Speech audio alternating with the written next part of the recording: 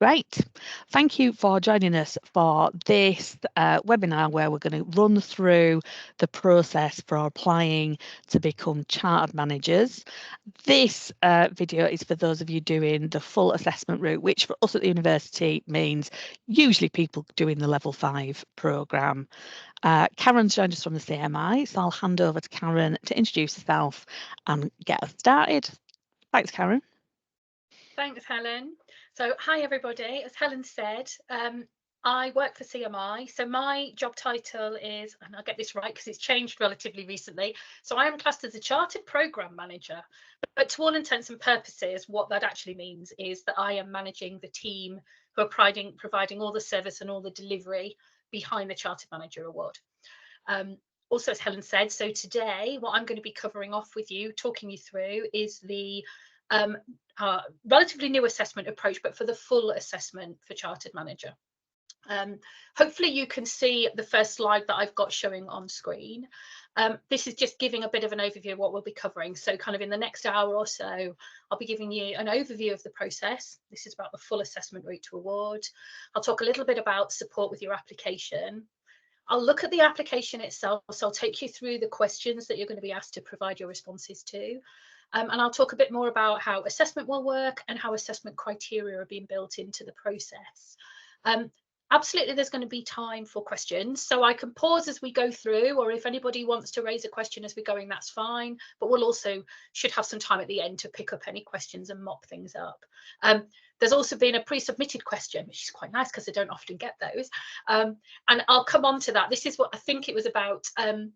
Somebody wanting to understand the types of examples that could be brought into the mix when you're talking about ethics or being an ethical manager or leader. So I'll make sure we will cover that off. I've been squirreling away and finding some additional information that I can share with everybody. So quite a bit of ground to cover. And on that basis, let's move things forward. So in terms of my understanding from what Helen has also just said, we're likely here to have a mix of people, either that you're currently completing or that you've already completed your CMI qualification through the staff development programme at Huddersfield. And linked to that, the university is sponsoring for you to be able to come through Chartered Manager. So let's look at, I move forward, let's look at the process. So a bit of an overview. Laid out quite simply here, really, as 4 steps. So the staff development programme is the trigger, if you like. So on completion of that qualification, and provided you've got 3 years management experience, then the university are looking to put you forward. So obviously the timelines for this depend very much on your completion dates as far as the qualification is concerned. But ultimately you will be looking to put together an application form, which then you can share via the university. It will be sent through to me and to my team for us to move things forward. So the start point, really, completion of the programme on that CMI qualification. Once you've got the application itself, so it'll be provided to you as a blank application. So it's a series of questions for you to answer. You'll find that there is some guidance within the application itself, but I'm going to come on to, there is also a bit of a support pack document that sits alongside it. So again, to give a little bit more idea of what you might look to include within your application. So the submission part of the process really is about you finding the time, you approaching completing that application. It's all about summarising your leadership and management journey and showcasing your key achievements, your successes within the work that you do and within your role in the university itself. Once that's submitted through to my team, we then move it forward into the assessment side of the process. So we will assign one of our Chartered Manager assessors to take you forward through the assessment activity. Assessor is going to review the application that you've provided in writing. They're going to identify areas, themes that they want to discuss a bit further with you, and they'll be looking to organise with you a date and a time for a professional discussion, which, if you like, is the next stage of this process. That professional discussion is just that. It's a discussion between you and your assigned assessor, and it's really an opportunity for you to bring your application to life, but also to explore the information you've provided, some of the achievements that you've identified in a little bit more detail. From that assessment discussion, the assessor is then going to move on to reviewing all of their notes, the commentary, the application, and so on, to make their recommendation as far as the assessment result is concerned. They provide that through to my team. We do have a process where we moderate a sample of assessments as they're coming through. And you will get an update. You'll be notified if yours happens to have been selected for moderation. And if that's the case, we build that into the timeline. But ultimately, from my team, you will then receive a confirmation of the outcome of that assessment. And hopefully it's going to be that you've been awarded Chartered Manager. And obviously we then update our records and we ensure that that status is then flagged against your membership record with CMI. So that's an overview of the process. Let me just now move on to, I want to talk very briefly, professional standard. So CMI has developed over a number of years actually, and in consultation with a number of external partners, bodies and individual members, we've developed this professional standard for management and leadership. Essentially, it's a competency framework, and it's looking to identify what makes somebody a good manager, an effective manager. What are the skills, the behaviours and so on that we would expect to see of somebody in order for them to be effective in their management or leadership role. It forms the basis or underpins virtually all of the products, if you like, that CMI develop and deliver. So all of our qualifications will link back to this framework in some way. Chartered Manager absolutely links back in that our assessment criteria have all been identified and linked back specifically to the professional standard and the various segments, the key elements that are encompassed within that competency framework. So not only will you see, as you go through the Chartered Manager application, you'll see the relevance back to the professional standard, you'll see assessment criteria that are all being driven by what the standard has identified we're looking for in terms of somebody being an effective manager or leader. I want to talk just briefly about the support that's available. So this, I suppose, is really about something that you are able to tap into individually at any point that suits you. So I mentioned alongside the application, the questions within the application, a small amount of guidance, a steer there, and the assessment criteria all being visible. But alongside that, we also have this application support pack. Again, that's going to be provided through to you. And it looks to just broaden out the guidance, give a little bit of additional detail around the application, in line with the questions, what it is that we're looking for. There might be some thought starters in there, some things to get your ideas started about what you would want to include against each question in the application itself. So the support pack is absolutely central to providing you with a touch point as you're completing your application. I would say that if you've got specific questions, please do feel free to reach out, whether that's via Helen, whether that's coming direct through to my team, the Chartered Manager team within the CMI. If there's anything you're not sure of, more than happy to provide whatever support we can and answer questions and so on that might crop up. But another key area of support, and this is a little bit more detailed, is around the management diagnostic. So this is something that CMI has developed. Again, in line with the professional standard. So it's essentially a self-assessment questionnaire. It is a series of statements that are covering all of those key areas of the professional standard. You'd be looking, and we would encourage, it's not mandated, but we absolutely encourage you to think about completing it, because there are elements of it that can read back or provide you perhaps with a bit more insight in what you'd look to complete or to put into your application. So go ahead and complete it as at the outset, and you'd be looking to complete either the middle or the senior manager version of the diagnostic. It's their part of membership benefit. So you'll all have membership whilst you're studying on the qualification, and you've got access to this particular area. So if you were to go and look at the management diagnostic itself, you'll see there's a junior manager, a middle manager, a senior manager. So complete either the middle or the senior, whichever is most relevant to the role that you're holding within the university. As a self-assessment questionnaire, you're going to look through each statement and you're going to be prompted to grade yourself between 0 and 5. And this is really about how you think you demonstrate that statement or that skill. Now, what I would say is, as you are completing it, you're presented with a question. There's an option to click and view a tip. And if you were to click on that link, it flips the kind of view on your screen and it provides an additional explanation. So what I'm going to suggest is an opportunity as you're completing the questionnaire. If you click on the tip, if you see that expanded detail, think about what do you do that demonstrates how you would meet that expanded explanation of what it is that this statement is looking to see. So if you think about how you embody, what examples you could bring from your day-to-day work, you're not able to kind of capture that detail into the questionnaire itself, but keep note off to the side, because what you'll find is that those examples that you're able to identify through the questionnaire could actually be relevant when it comes to writing up your application. So an absolute opportunity to use the diagnostic in that way. So it's thinking about the statement, it's thinking about how you would work to that statement, how that relates to you, to the way that you're working, and looking at those examples that you might be able to bring forward. The other thing you'll get on completion of the diagnostic is a fully personalized learning plan. So what it does is looks at the responses you've given. It will identify those areas that you've perhaps scored quite highly, where you've identified a key area of strength. It will also help summarize any areas where you might not have scored yourself quite so highly, but it will present you with opportunities for interacting with resources that could help you develop in that area.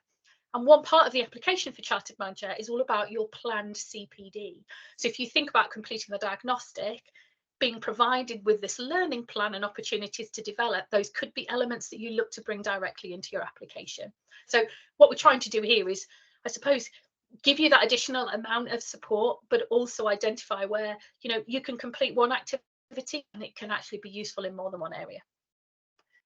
So if there's any questions at this point, if not, grand, let's move on. Let's look at the application in a bit more detail. So there are 4 sections to the application itself. The first section, section 1, it talks here about eligibility criteria. So there's 2 elements, if you like, 2 questions within this section of the application itself. This is focusing on the background to you, to your role, to your career story. It starts with a sponsor letter. Now, what we're looking for here is a sponsor. Ordinarily, this is going to be your line manager, the person that you're reporting into. Could be a senior manager from within your part of the university. They could also be a chartered manager. But what we would always say is whoever you are selecting, whoever you are approaching to be your sponsor, needs to be somebody that works with you on a day-to-day basis. They understand the role that you fulfill. They understand the work that you're completing. Because what we're prompting them to provide is a perspective of how they see you working as a manager and a leader. What we ask them to do is to take the top 3 areas of the professional standards. So that's around interpersonal excellence, organisation performance, and you as an individual, and using those as headings to provide a short statement against each heading. How do they see you working in relation to that particular area of the standard? So we're not looking for huge amounts of information from the sponsor, but we are absolutely looking to get an understanding of how they see you using your management and leadership skills on an ongoing basis. There is a little bit more information in the support pack as well about the sponsor letter and what that is looking for. So from the sponsor letter, then what we want to do is build a little bit of background to you and your roles. So we focus for the most part on your current role, but we want to understand what have your roles looked like over the past 5 years. Now that might well be with the university. You may have been with the university for a number of years and that's not a problem, but if you've been with other employers, it gives you the opportunity to bring some of that information into the mix. It's all about your management and leadership responsibilities. So we want you to be specific when you're looking at your current role or your previous role. What have your management and leadership responsibilities been within those roles? What does that look like on a day-to-day basis? What level of authority or autonomy do you have? You know, if you're budget handling, then what does that look like, and so on. I would also say at this point, if you complete any voluntary work, you can also look to include that within your application. Provided it is activity that can demonstrate your management and leadership skills in some way, absolutely could be brought into the mix. So we've had candidates come forward in the past who examples perhaps have been on a board of school governors. We've had somebody relatively recently who is an army reservist and actually wanted to bring in some of that activity. So again, if there's anything you're doing that's perhaps outside of your day job, but that is still about you using your management and leadership skills, your opportunity to bring it into this view, to build this background. This is quite key in that it helps the assessor understand a little bit more about you. This assessor is not going to know you. They're not going to be somebody who has worked with you. So they're looking in isolation at your application. This absolutely gives a level of understanding. It gives some insight into what your current role is, but what your management and leadership journey has looked like over the recent years. So that's the first part. That's section 1. If we look across at section 2, this is split into 2 areas. So the first question asks you to think about what being chartered, if you come forward, if you're approved, if you're given chartered manager status, what will that mean to you? So this is really about a short personal statement. It's really about trying to understand why you want to apply. Why now? Is there something driving specifically that might be part of the development program from the university? But what are your personal drivers? The past criteria here I've identified onto this slide is about you exploring what you hope chartered manager may provide to you, how it might impact you, your role, your organisation. And we are looking for you to be covering those 3 elements. So what do you hope the impact will be on you? How do you hope it'll support your role? And that might also be about supporting perhaps team or colleagues that you work closely with, but also then how does that flow through the organisation? So make sure when you're covering this particular question, that's where you're coming from. Again, the support pack has some more additional information in there to give a bit more of a steer if there's something you want to double check. The second question in this section, so this is the one I alluded to right at the start, where it's your role as an ethical and inclusive leader. You'll find in the application that there are 5 key headings, which you can see across the top of the screen on this slide here. And there's a statement against each of these headings. So, for example, what you can see up on screen here is the statement that links to leading with integrity. And what we're asking you to do is 2 things. First of all, looking at that statement, we want you to grade yourself 0 to 5. How confident are you in relation to this statement in the way that you work that would read back to this statement, I suppose? So how confident are you and how competent are you? What I would say at this point, we aren't necessarily looking for you to score 5 out of 5. That might be true. We want you to be self-aware. We want you to be honest. And if you are super good at these things, fine, that's not a problem. That's how you grade yourself. You put that forward. The scores that you're giving yourself here are not going to directly influence the assessment outcome. They are enabling a point of discussion to a large degree when it comes to the professional discussion itself. So the assessor might ask you, you've scored yourself in a certain way. Where's that coming from? So let's understand a bit more about it. But more key than that, really, is about the examples. So if you think about a statement, what do you do that brings that statement to life? How is that relevant, directly relevant to what you have done, what you have achieved? And this is really where I wanted to talk a little bit more about what that might look like. So when you look to provide your example, if you look at the bottom right of the screen here, and these are just top 3. I looked across at about 20 different applications, and it was very interesting, the different types of things that people were putting forward. So in terms of leading with integrity, the first example here is somebody saying that they led a project to embed a new company code of conduct. Something that hadn't existed before. They introduced it, and for them, leading with integrity was all about how they brought that into place, how they shared that with colleagues, their staff, their teams, how they identified and encouraged everybody to now work within the parameters of this company code of conduct. So quite a big project in actual fact for that particular individual. Another example somebody had identified is, and perhaps a little bit more relevant to your environment, they'd set up monthly course management meetings. Again, something that hadn't been there before. So this was somebody from an education background. And for them, this was about encouraging open and honest discussion on all things teaching and learning. It also linked in for them into the next question, which was then around the statement around championing inclusivity. Quite a difficult phrase to say. But for them, yes, the open and honest discussion was also then moved into how do we make sure that everything is learning, teaching, the resources are accessible for everybody. So actually, theirs had a broader range of relevance across these statements.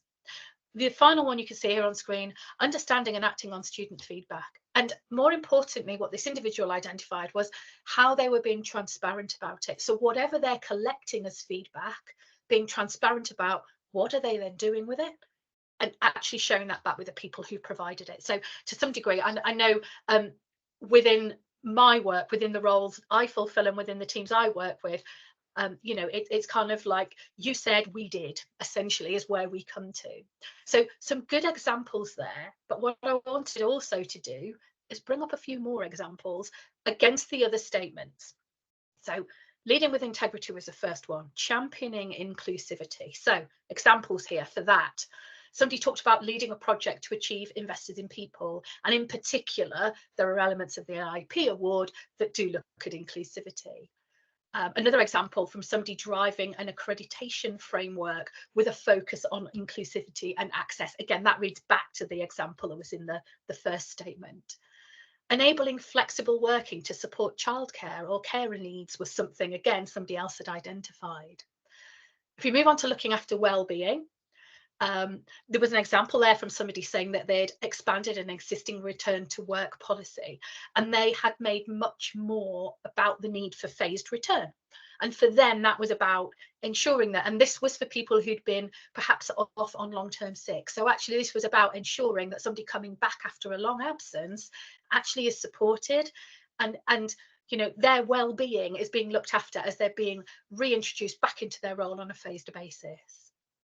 Somebody else had identified that actually when it comes to well-being, for them it was more about being accessible. So they set up some appointment scheduling, this idea of an open door so that anybody could book in to have a catch-up.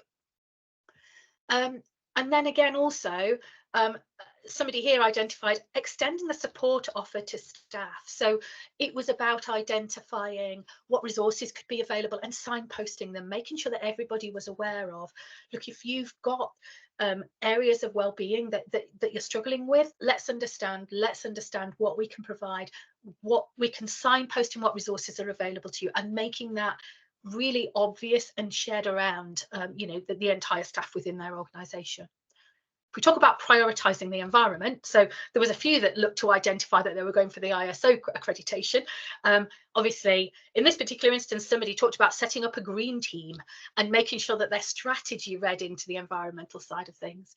There was a really interesting example where somebody talked about this next example, focusing on ecology plan. So the company site that they worked on, it was, you know, perhaps around looking at, are there trees that need to be, you know, have preservation orders or so on. What can we do to ensure that we are looking after the environment in which we are actually working? So for them, it was an ecology plan. Somebody else then identified that they'd led on an initiative that was prioritising the environment, well, again, in an education environment, at curriculum design and delivery. So this might be about the types of resources, you know, perhaps going digital first, not having quite so much print support available, but looking at how that can read in. And then the final section, this is an interesting one, committed to sustainability. Sometimes people will see the word sustainability and almost interchange it with the previous section where we talk about environment.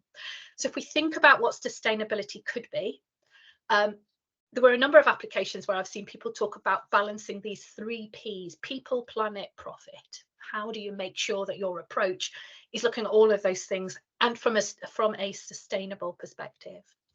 I also saw a number where they identified that they'd actually gone and looked at the UN, the Sustainable Development Goals, which are publicly available. You can absolutely just go and Google them and find them. And for them, it was about looking at what areas were covered within that UN SDG and how could they pull that into policy within their own organisation. And that's absolutely an activity that individual had gone and done.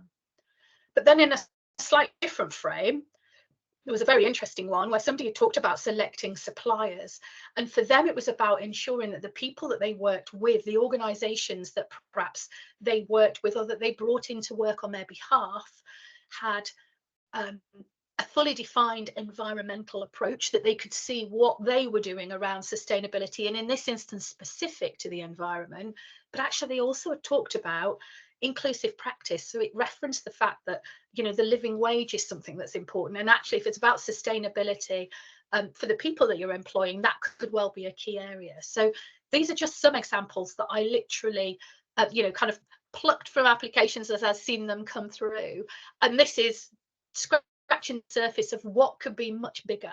So what I wanted to be able to do here was just give a little bit of flavour of just how broad this can be. Now clearly when it comes to you identifying these particular areas of ethical and inclusive leadership, where you're looking at the statement, think about what other things that you have done. They might be in line with some of these, it might be something else entirely, and that is fine, but it can be quite broad.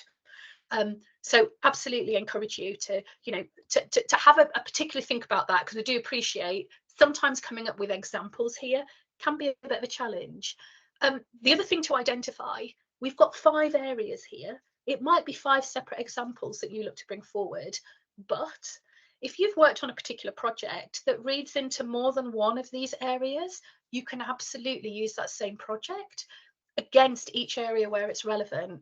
The only thing to remember is in that instance, you need to be specific about how that links into that particular statement. So it might be one project, but you might be describing it in 3 different ways based on and driven by the actual statement itself and what that's looking to understand about you.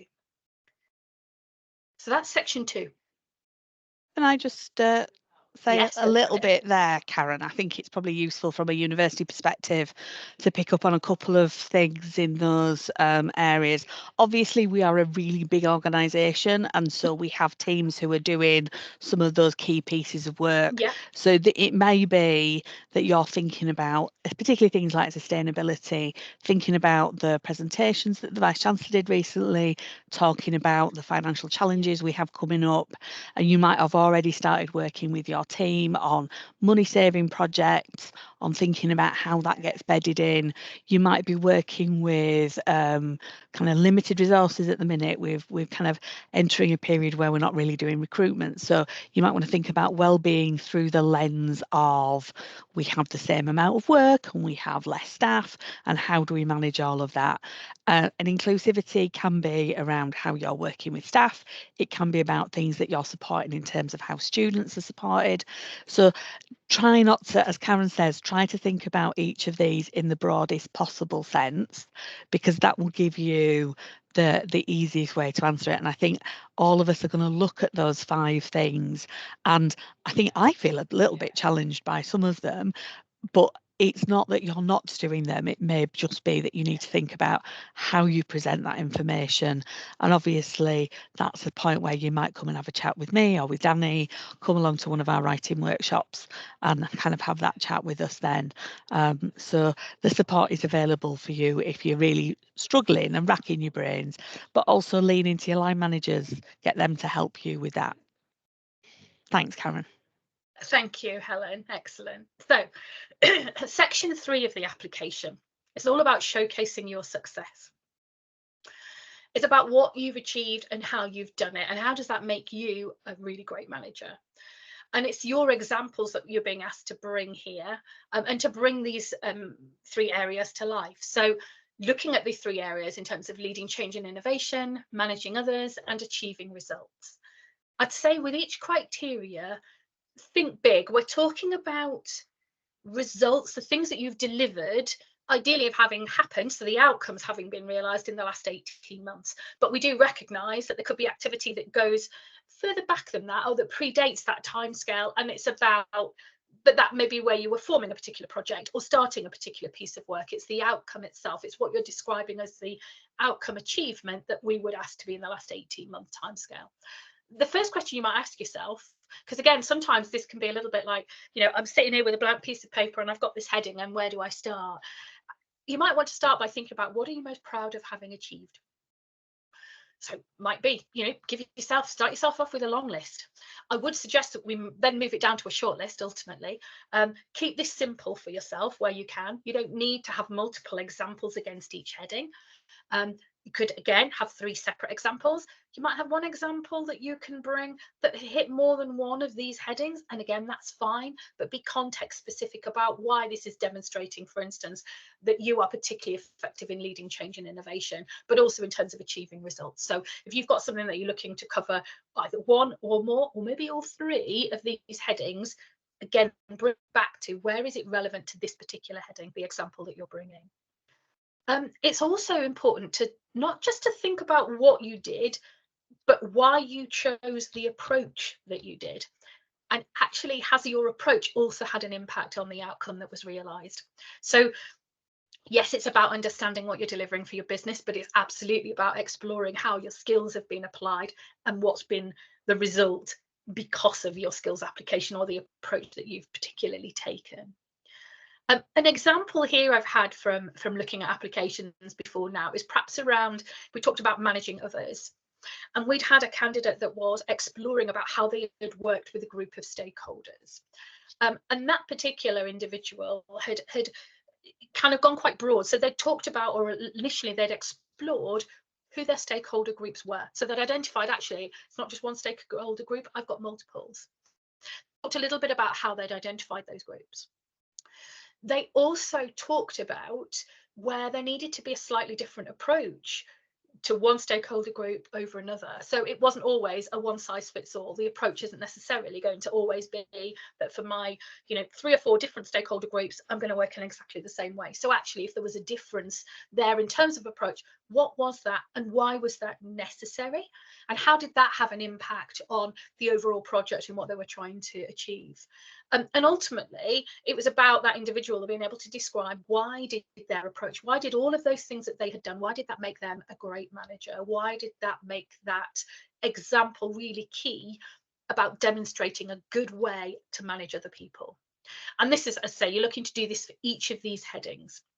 So you could have 3 different examples. You could have one example that you use across all 3 or across a couple. That is fine. Be specific when you're using that example about where it fits to that particular heading. So section 3, all about showcasing your success. The final section looks at a couple of areas. To start with, we talk about reflective practice and CPD. So when we talk about reflective practice here, you're asked to summarize, what does reflective practice mean to you? How do you find the time within your work schedule to build this in? And actually, what does that activity look like? It could be about you thinking about what's going well and how could you build on the things that are going well. But it could also be what's not going quite so well. How can you mitigate that? What lesson might you learn about something if it's not going particularly great? Actually, how would you avoid that in the future if you're in a similar situation? With reflective practice, what we tend to find is, anecdotally, from candidates who go through the process, this is often the area that delivers the most value for them. Actually taking the time to look back at what they've done, to look back at what they've achieved, to look back at how they've applied their skills is a really valuable exercise. And it's one that they then start to use moving forward in a bit more detail. Now, this might be something that you already do and that you have, a really good precedence for within the university. We certainly see a real mixed approach as far as this is concerned when we've got, all of our members, managers and leaders coming forward for chartered manager that are perhaps in an environment where this hasn't been encouraged necessarily, or it's not been something they thought about. So absolutely, and I don't doubt, having gone through the qualification, the idea of reflecting is going to be central to what you've already been doing as far as the qualification is concerned. So this isn't going to feel strange. It's going to be something that you're used to doing. But absolutely, it will never have been the reason why a candidate has come forward for chartered manager, but quite often they will identify this is where the biggest value has actually been for them in completing the process, in taking that time and reflecting. So in the same area here, we also ask about CPD. This is your future plan. There's a very simple table in the application, and essentially it's asking you to think about your goals. What is it you want to develop and why? How are you planning on doing that? So what activities are you intending to complete in order to meet that goal? And what will success look like? Again, let me loop back around on this to the management diagnostic. So if you've completed that, if you've got that learning plan, you could absolutely look to pull some of that and use it into this CPD area. Equally, if you have some kind of performance appraisal process that you run within the university, it could be that actually learning and development is something that is kind of reviewed on an ongoing basis or on a semi-regular basis as part of that. Again, that's fine. You can look to use what you've already got and pull it into here. It might be that there are other things that you've identified you want to develop. Maybe something's come up as part of the qualification as you've completed it. There's a particular topic or area that you're really interested in and you'd want to dive into it a little bit more. Absolutely, that might also be something you're looking to put into the application here. What we are looking for is that you are demonstrating a commitment, an intent as far as CPD is concerned. We do not police this insofar as once you've got through the award, once you've achieved chartered status, we're not going to come back and say, right, these are the things you said you're going to do. Did you do them? With the best will in the world, we do recognise the plans you have today could quite easily have changed within a matter of days or a week, a month, a few months, whatever that looks like. So this absolutely, your continuing professional development is going to be a living, breathing thing, and it will change at different times. And that's quite right. So at this point, it's about what's your intent at the point you're putting your application together.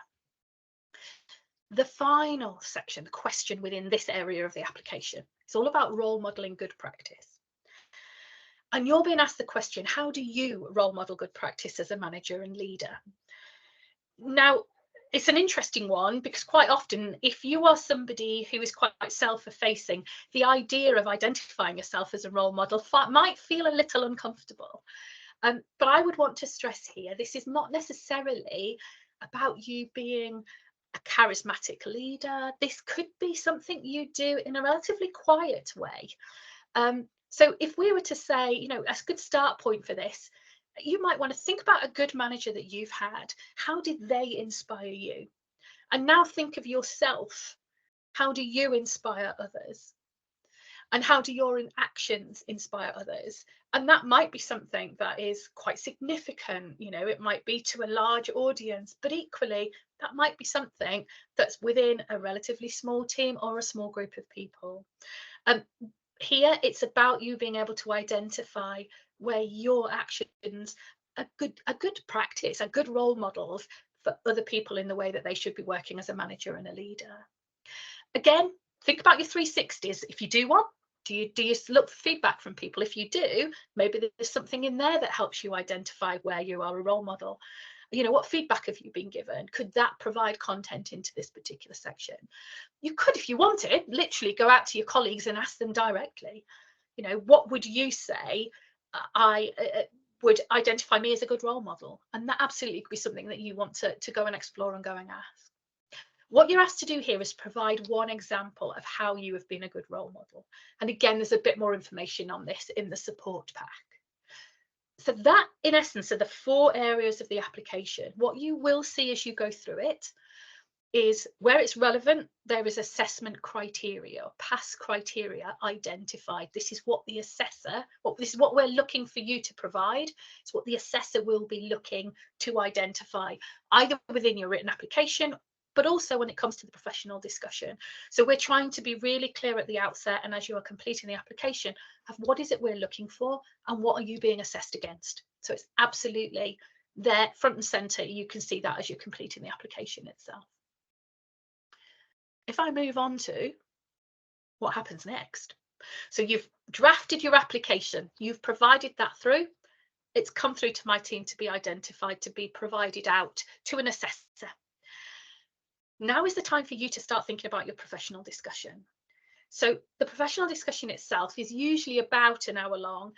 We say here it could last up to an hour and 30. That is rare. The hour is more likely. It's a chance for you to be able to talk through your experiences.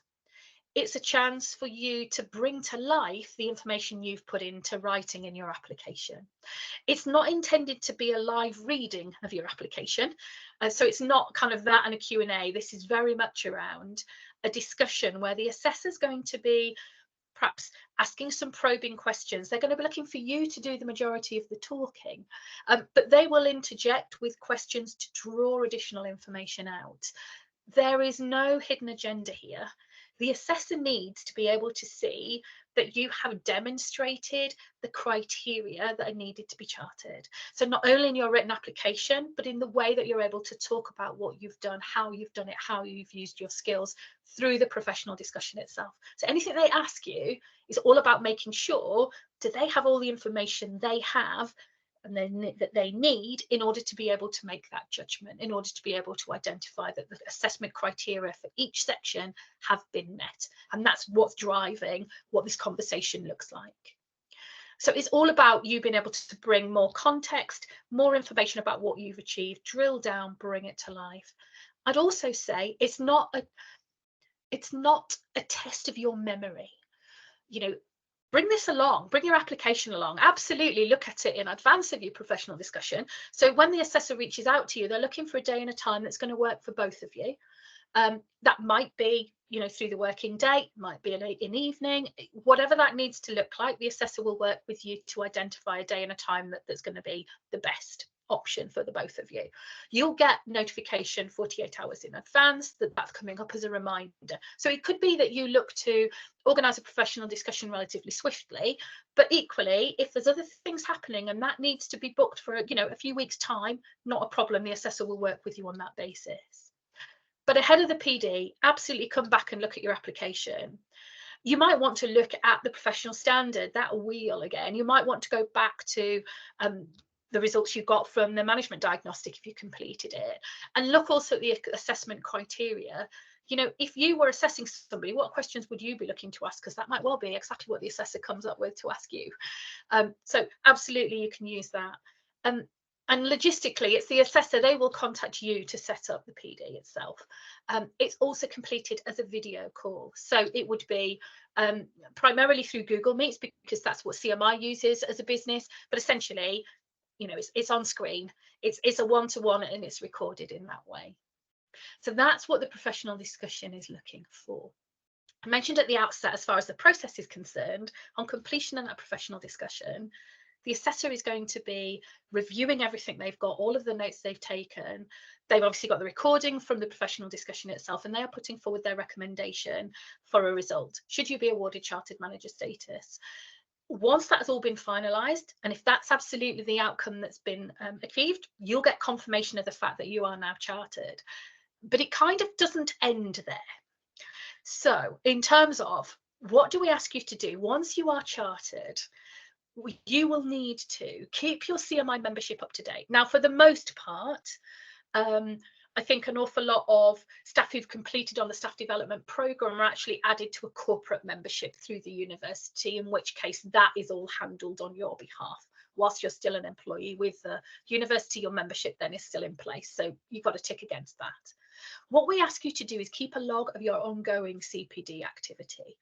There will always be a grace period before you would ever be asked to provide a CPD record.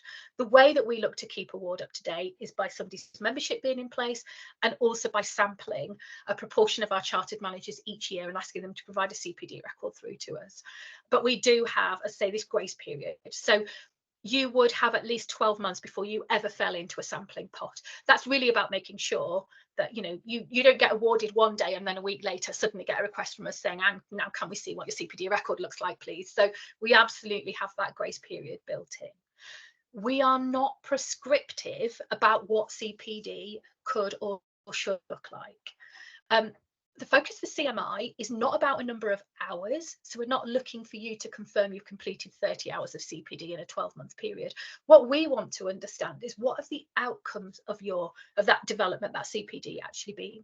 So we ask you to think about what the activities you completed, what did you get from that, and how have you applied that to help develop your management and leadership skills.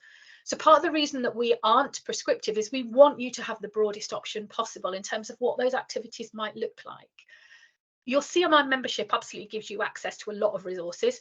I've mentioned the diagnostic. That's something you can look to retake at any point. You can use that as a way of identifying and drilling into resources that might be relevant on particular topics. You've also got access to Management Direct, so articles, ebooks, scenarios, various things. If there's topics there within management leadership you want to explore further for CPD, absolutely that can support you. But over on the right hand side of the screen here, you can see the different type of activity that might come forward. So sometimes it might be about something that is structured or that's formal, might be a further qualification, might be a learning or development program of some type that's not qualification specific. It could be conferences, seminars, something that has structure to it. But equally, it could be something that is relatively informal and might not have been planned. So you'll see up here that, there's something there perhaps around networking, around you listening to a podcast, that light bulb moment. There's something here that's been identified that actually, I think I can take something from that and explore how it could be valuable in the way that I'm working and look to develop on that basis. So as broad as it can be, whatever activity you can identify is helping you to further develop your management and leadership skills, you could use as part of a CPD update through to us if we ask you to provide it. So we're saying absolutely keep your log. You can keep that in any format you like. You, again, do not have to do that through our records. There is an opportunity within Management Direct, a link across where you can note any CPD activity you undertake. But if you're keeping a CPD record for other purposes, then repurpose that for us as you need to. If we approach you, we ask you to send that through. You do not need to send it through unsolicited. So it's only if we ask you, do you then need to provide it through? But absolutely would encourage that you keep track of what your CPD activity has been, how you have taken what you've learned from each activity and how that's valuable for you. I think our final slide at this point really is about next steps. So I've absolutely said, absolutely hop on and complete that management diagnostic, a really good start point. The university, obviously, completion of your staff development program. So through the university, you're going to get confirmation of the point when it's right for you to look to move forward with Chartered Manager. And we can make sure at that point you've got access to the application form for you to be able to complete it, and that you've got the support documents alongside. And if there are any queries, Helen's already identified, please reach out to Helen or Danny. But equally, if you do want to reach out to my team here at CMI, then please do feel free. And on screen here, I've just included our team email. So yeah, one of either myself or one of the team would pick up any queries that come through. That pretty much, I've rattled through quite a lot there, but that pretty much takes me to the end and any questions that you might have. Or do I get a stunned silence? Oh, you've given us quite a lot to think about. Thank you for that, Karen. Well, people would have a think about whether they've got any questions. I'm going to say a couple of things about process from our perspective. Obviously, those of you who are doing this year's Level 5 programme have already got access to the documents that Karen's been discussing. So you've got access to the link to the diagnostic, the support pack, and the application form, as well as the guidance for your sponsorship, manager sponsorship letter. The other thing to say is when you've done it, can I just remind you to email your application form and your sponsorship letter to my team's cmi@hud.ac.uk email address.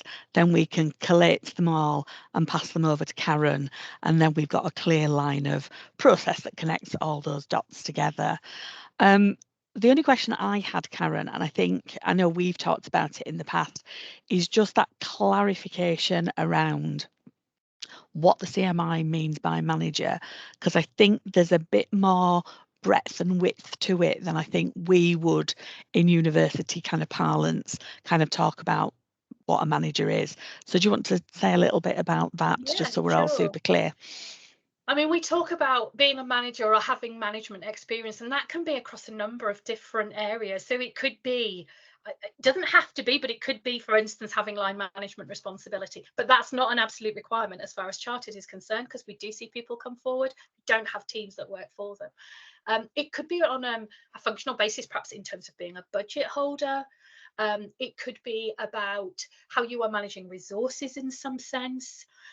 It's really quite broad. I wonder if what might be quite useful. So Helen, I know that we've started to look at, we talk in terms of manager and leader and not specific to an academic environment, but maybe it's worth our while to share some of those initial thoughts.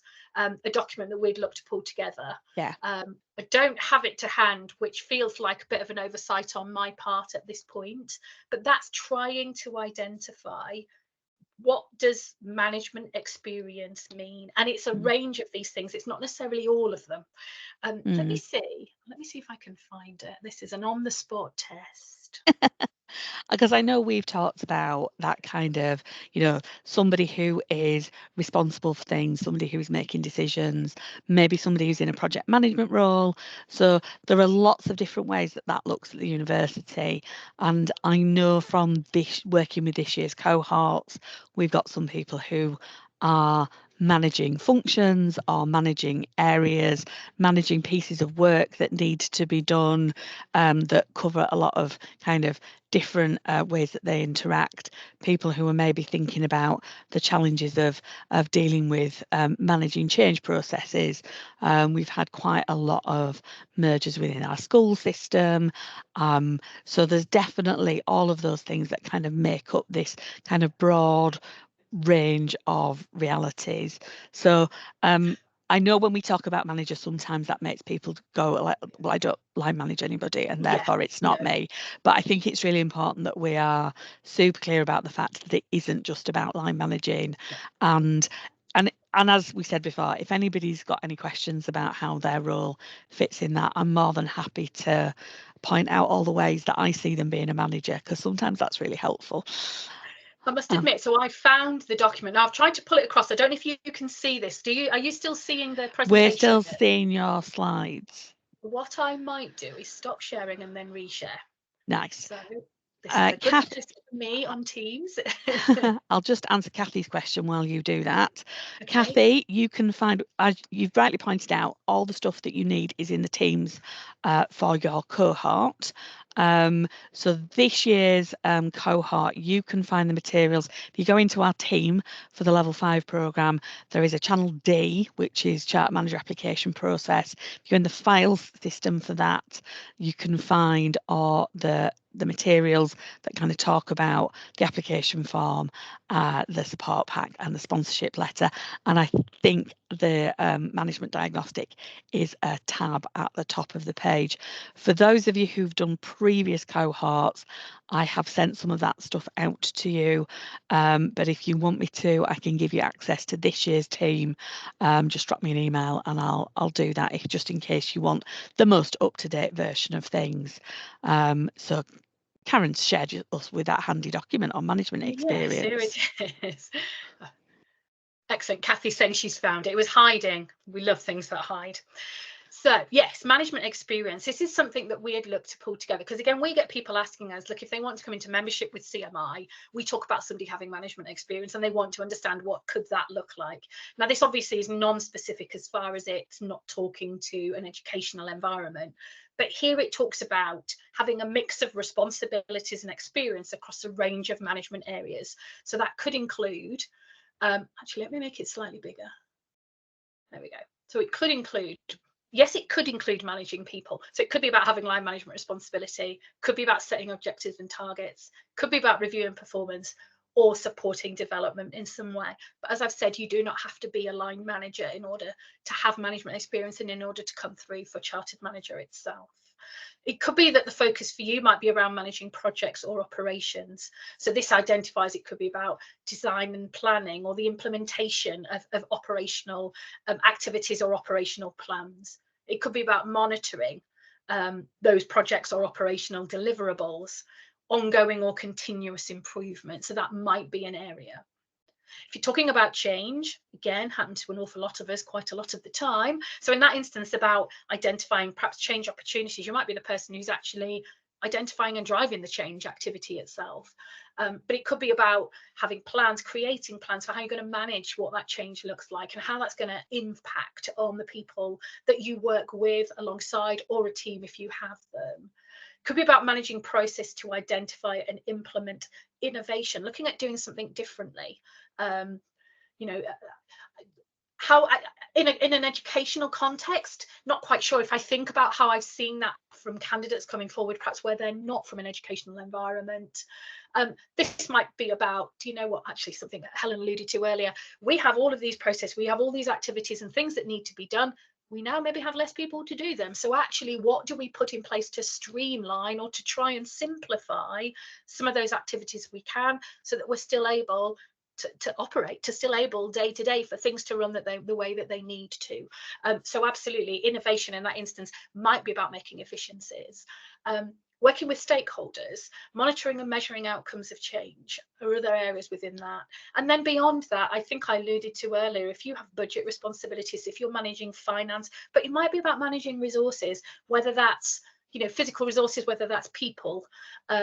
So perhaps through business planning, you might be somebody who's part of the business planning activity that happens within your area, within the university. You might have responsibility for monitoring budget and spend on an ongoing basis. Or for you, it might be about planning and deploying the resource you've got, again, particularly if you're in an environment where there's a large amount of work to do and maybe a few less people to be able to do it. So resource planning might absolutely be something that is happening for you and is relevant. So these are relatively broad. As I said, they're not specific to an educational environment.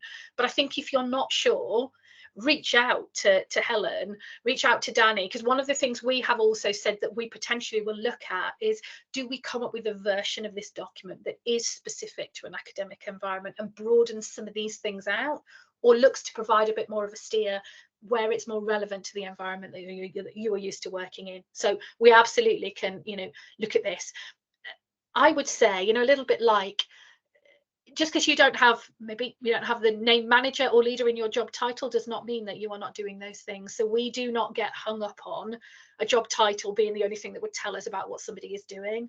We would far rather understand what do your activities look like. You know, you might well be right at the front, you know, teaching, you might well be taking students and learners through their qualification, but there might be other things that you're doing besides that, and let's understand what the whole range of that looks like. So please reach out if you're not sure. We're absolutely happy to explore it, but maybe there is an opportunity for Helen, Danny and myself to be able to come up with something as well here that you can have as a bit of a support for what the range might be and how this might be directly relevant in an academic environment. Marvellous. Well, I think we've come to the end of our time, and we appear to have run out of questions. Thank you ever so much, Karen, for your time this afternoon. Thank you, everybody else. I'm going to switch off the recording.